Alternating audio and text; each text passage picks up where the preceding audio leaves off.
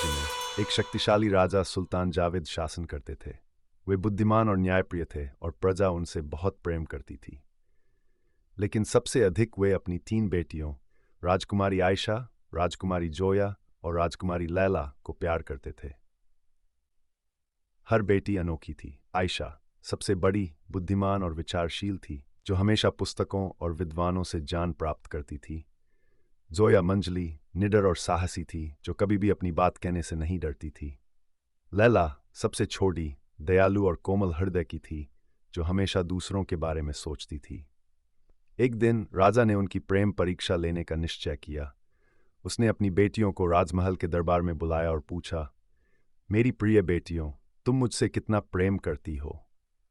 राजकुमारी आयशा आगे बढ़ी और बोली, पिताजी, मैं आपसे उतना प्रेम करती हूं जितना सूर्य से। आपके बिना मेरी दुनिया अंधकार में और नीरस हो जाएगी। राजा मुस्कुराए और सिर हिलाया।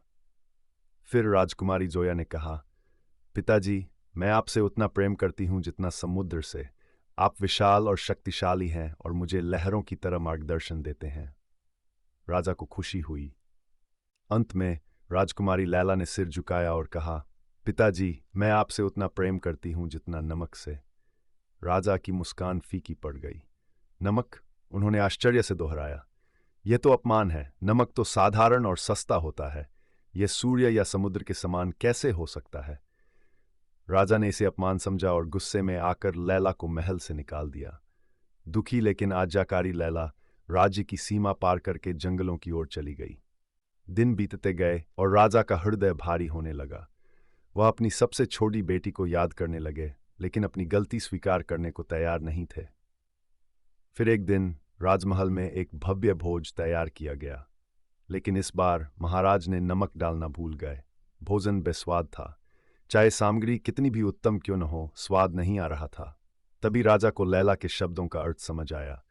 नमक छोटा और साधारण हो सकता है, लेकिन इसके बिना कुछ भी अधूरा है। उन्होंने बुदबुदाया। मेरी बेटी का प्रेम सबसे गहरा और शुद्ध था। अपराधबोध से भरे राजा ने अपनी बेटी को खोजने के लिए दूत भेजे। लंबी खोज के बाद वे उसे एक गांव में गरीबों की सहायता करते हुए पाए। जब लैला को महल वापस लाया गया तो राजा ने उसे आंसुओं से भरी आंखों से गले लगा लिया। मुझे क्षमा करो मेरी बच्ची, अब मैं तुम्हारे प्रेम का मूल्य समझ गया हूं, राजा ने कहा।